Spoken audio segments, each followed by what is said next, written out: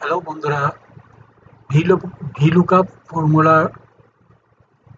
সিরিজে সবাইকে স্বাগত। আজকে আমি ভিলুকাপের সেকেন্ড পার্ট টিউটোরিয়াল নিয়ে এসেছি। আজকে আমি দেখাবো কিভাবে এই টেবিল এর পরিবর্তে টেবিলের একটি নাম দিয়ে ফর্মুলা সেট আপ করার জন্য।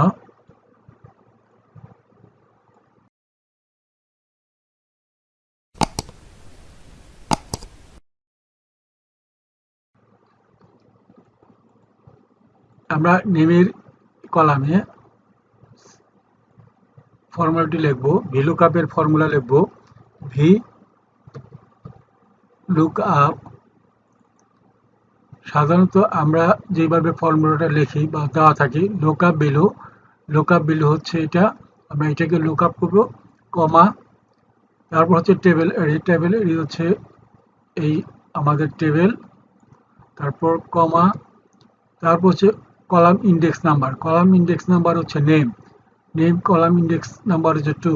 এখানে টেবিল হচ্ছে আমার এই টেবিলের কলাম ইন্ডেক্স নেম হচ্ছে ইন্ডেক্স নাম্বার 2, আমরা লিখব 2, তারপর কমা, এখানে ট্রু অর ফলস, এক্সাক্ট ম্যাচের জন্য আমরা ফলস অথবা 0 লিখতে পারি। লিখে ক্লোজ ব্র্যাকেট এন্টার দিলে আমাদের রেজাল্ট আসবে, ভিলুকাপের রেজাল্ট আসবে।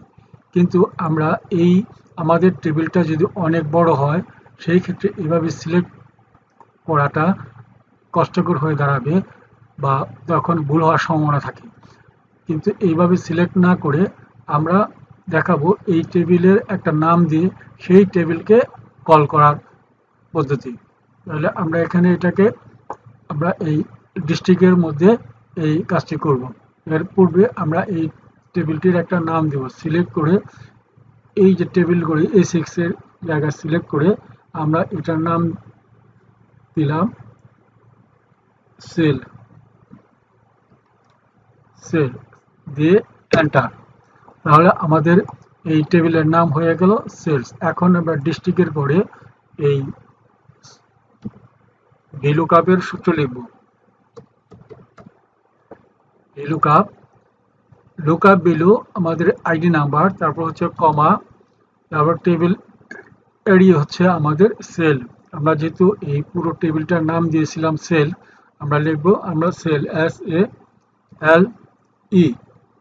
আমাদের এই যে সাজেশন বক্সে সাজেশন দেখাচ্ছে সেল, আমরা এই সেলে কমা লিখব। আমাদের হয়তো অনেকের কনফিউশন আসবে যে ফর্মুলার মধ্যে যদি টেক্সট থাকে তাহলে ডাবল ইনভার্টেড করতে হয়, কিন্তু এখানে ডাবল ইনভার্টেড দিতে হবে না, যেহেতু এটা পুরো টেবিলের নেম। যেহেতু আমরা এটাকে নেম দিয়ে দিয়েছি, ডিফাইন করে দিয়েছি নেম সেল, শুধু এই যদি এরকম নেম ডিফাইন করতে হয় সেগুলোর ক্ষেত্রে টেক্সট হলেও এর উপর ডাবল ইনভার্টার দিতে হবে না। এখন আমরা column index number district column index number হচ্ছে 3, আমরা লিখব 3, কমা, এক্সাক্ট ম্যাচ বা ফলসের জন্য আমরা লিখব 0, ক্লোজ ব্র্যাকেট এন্টার। তাহলে আমাদের মনির 106 মনির রাজশাহী, আমাদের ডিস্ট্রিক্ট আসছে রাজশাহী। এখন ডেজিগনেশনের ক্ষেত্রেও আমরা এই সেল দিয়ে, মানে টেবিল এর পরিবর্তে সেল দিয়ে আমরা এটা করতে পারি।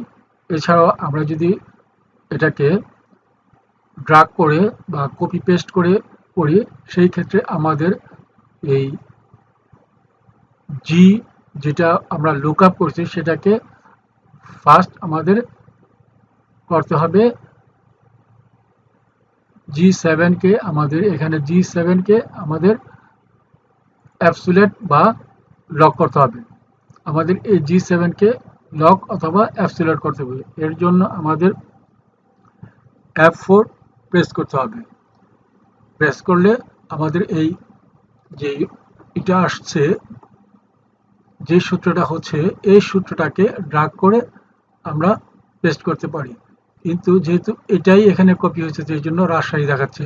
যেহেতু ডিস্ট্রিক্টের কলাম ইন্ডেক্স হচ্ছে 3, হ্রাস ডেজিগনেশনের কলাম ইন্ডেক্স নাম্বার হচ্ছে 4, তাহলে এই 3 এর পরিবর্তে আমরা শুধু এখানে 4 লিখে দেব, 4। তাহলে অ্যাসিস্ট্যান্ট ম্যানেজার, এবং এখানে এই সেলসের জায়গায় আমাদের এই ইন্ডেক্স নাম্বারটা হবে 5, এন্টার। এখন আমাদের এই পুরোপুরি ভিলুকাপের সূত্রে আমরা দেখলাম যে আমাদের পুরোপুরি সিরিজটা চলে এসেছে 106-এ, অর্থাৎ নেম, ডিস্ট্রিক্ট, ডেজিগনেশন, সেলস।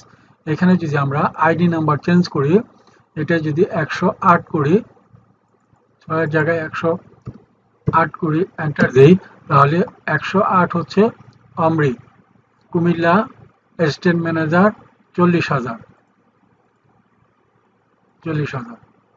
তারপর আমরা যদি এটাকে 101 লিখি, তাহলে আসবে আবুল, নারায়ণগঞ্জ, সেলস ম্যানেজার 45,000।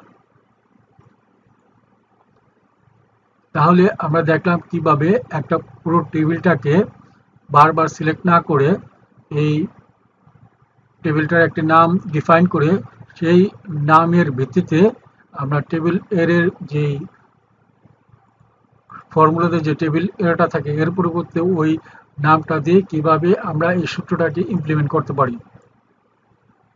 বন্ধুরা, যারা আমার এই চ্যানেলে নতুন, তাদেরকে রিকোয়েস্ট করব সাবস্ক্রাইব করার জন্য, লাইক দেওয়ার জন্য, কমেন্টস করার জন্য। আর যারা অলরেডি সাবস্ক্রাইব করেছেন তাদেরকে জানাই ধন্যবাদ।